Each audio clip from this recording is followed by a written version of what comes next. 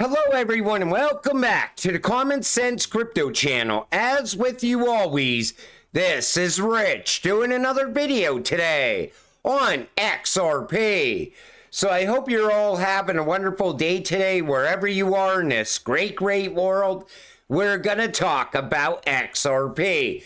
And at the time I'm making this video, XRP just went on sale 2 for $1. We're sitting here just under 49 cents. But people will only see XRP dumping out right now. But look at the rest of the market. Here's Bitcoin dumping out right now as well. And I see people acting like the sky is falling. Oh no, XRP is dumping. It's like we fell 3 cents. You're a crypto investor. Grow the hell up already. I see people bitching and moaning about the price of XRP. Over the weekend, we'll most likely break back up above 50 cents once again. So a lot of people asked me about mbridge, and I decided I'm going to talk about it in this video. So this comes from Mr. Man. mbridge is live as of yesterday, and here's how it can help countries outside of the G7 with CBDCs paid to real-world assets. mbridge is massive, because it could take a country that is maybe a third world country, but in their ground, they have a lot of minerals and a lot of value. All of a sudden, they can peg that value to their CBDC. It can turn that country around overnight. Take a listen to this. I think that perhaps the CBDC could be one of the use cases. Forget the G7 countries. CBDC could be extraordinarily useful for countries that are, let's say, countries that are commodity rich. Their problem is nobody is able to understand or to see or to witness, is the value of my currency backed by what's in my soil or it's not?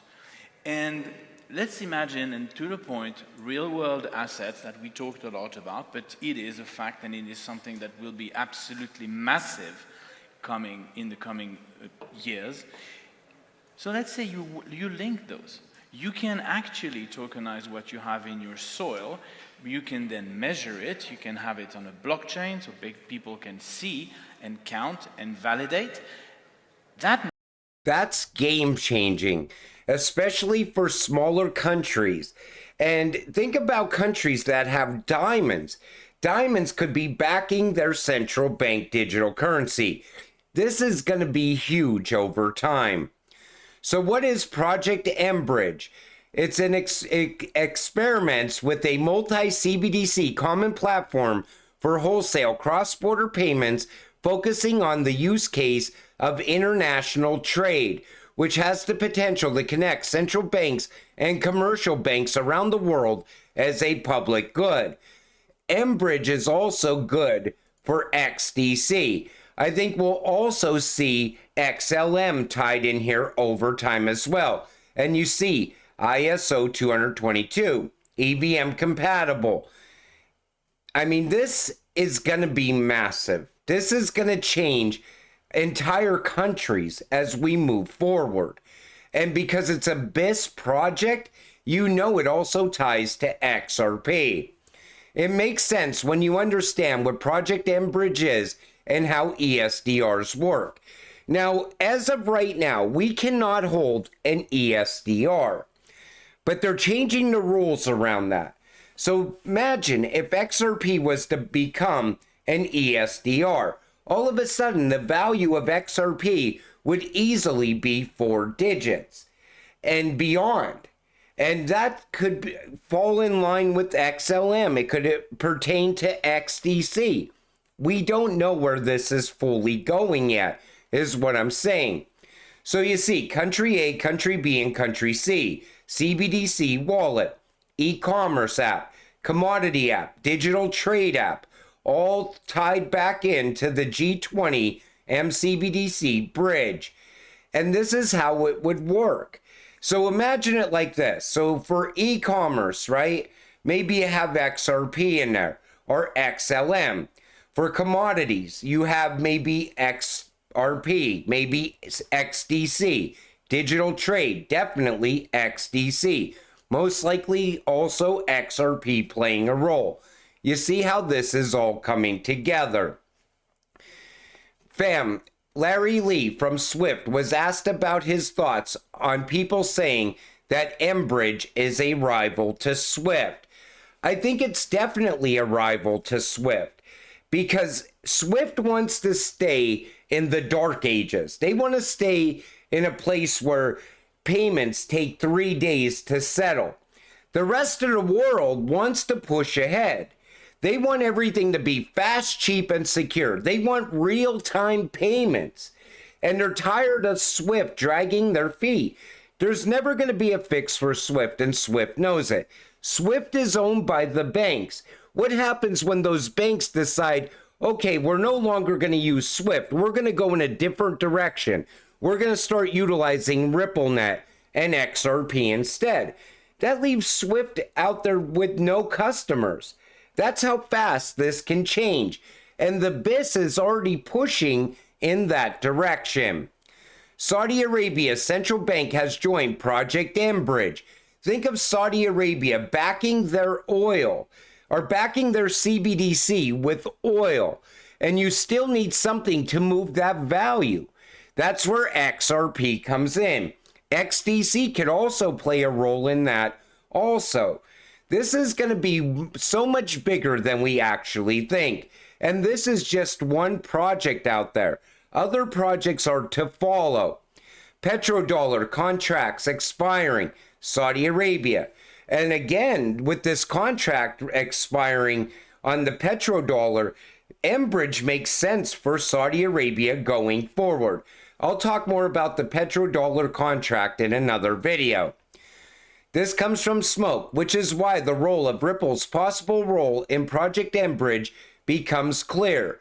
When you see the demo of mbridge, which incorporates MCBDCs, in addition to the fact that Ripple's ODL, on-demand liquidity, can maintain liquidity pools for an MCBDC bridge. There's those liquidity pools being talked about once again. Imagine all that XRP locked up in a liquidity pool for long periods of time. The banks are not going to be rushing to sell if the price of XRP goes up. They want to hold that liquidity there and actually utilize it. We're not utilizing it as retail investors. Big financial institutions don't care about the price in the market.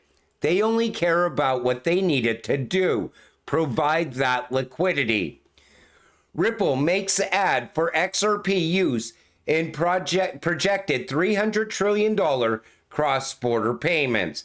Now they're saying by 2030 in this ad that the cross-border payments market is going to be $300 trillion. So think about where we will be by 2030.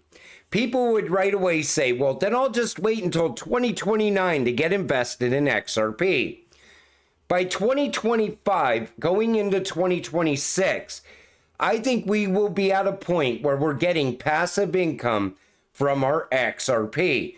I think Flare is going to open up a better option for passive income when using XRP. Flare is going to be game changing in a lot of different ways is what I'm saying. But there's going to be ways to earn passive income from your XLM, your XDC, your HBAR, Algo, IOTA, QNT. It doesn't matter.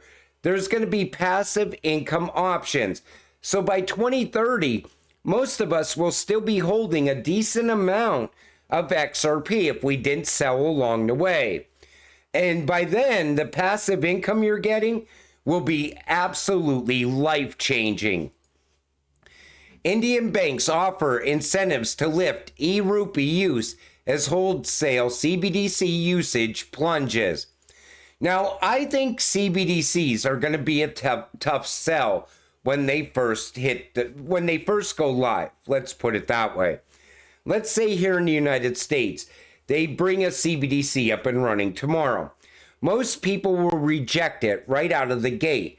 Most people in the United States care about having cash in their pocket or hidden under their mattress at home. But I think as they keep bringing more and more incentives to use CBDC, it will start to gain traction, especially if they start tying it to universal basic income. Because a lot of people cannot afford to live right now.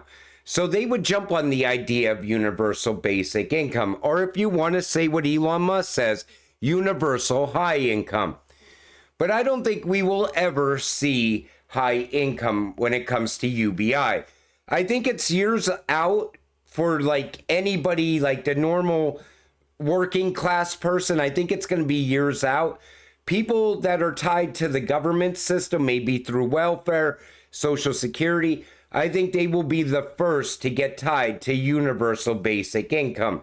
They will just convert it to universal basic income, is what I'm saying. But XRP is your way to break away from that system. I think we're going to see multiple parallel systems, but I'll talk more about that in another video as well. Plain Numbers and Visa partner to enhance inclusivity in the UK. So you see here, what they're doing is they're trying to give better options when it comes to moving money and government disbursements as well. This could also be tied to universal basic income later. I'm sure we're going to see a lot of different ways where Visa, MasterCard will also tie into that program. I think XLM is going to play a bigger role in UBI than even XRP, because XLM is more for person-to-person payments. So I'm excited to announce our collaboration with Visa, who through their work with governments and humanitarian organizations support vulnerable customers here in the UK and across the world. There's a huge opportunity to present numbers and data better everywhere. And we look forward to supporting Visa to incorporate our approach into their digital payments innovation. They're talking about government disbursements already. And I think this has to go in line with like stimulus as well. And I think we're going to see another stimulus here in the United States. And I don't think it's that far away. Whatever crisis they're going to bring about to get a CBDC put in place, I think you're going to see stimulus tied to that. But in order to get the stimulus, they'll most likely require you to have a digital ID and a digital wallet. That's how they will get everyone connected to the system. Then all of a sudden they go live with the central bank digital currency. They'll say it's easier to get the money into people's pockets. But you know, we're XRP investors, and right now it's on sale for $1. And I plan on stacking a little bit more XRP. And I don't plan on ever selling my XRP either. I really think we will see passive income most likely between 2025 and 2026. But until it all happens, stay patient, stay positive, and let's get rich together. With that said, I'm going to wrap up this video. I want to thank you all for watching. I appreciate all of you. I'll see you in the next one. Have a great night.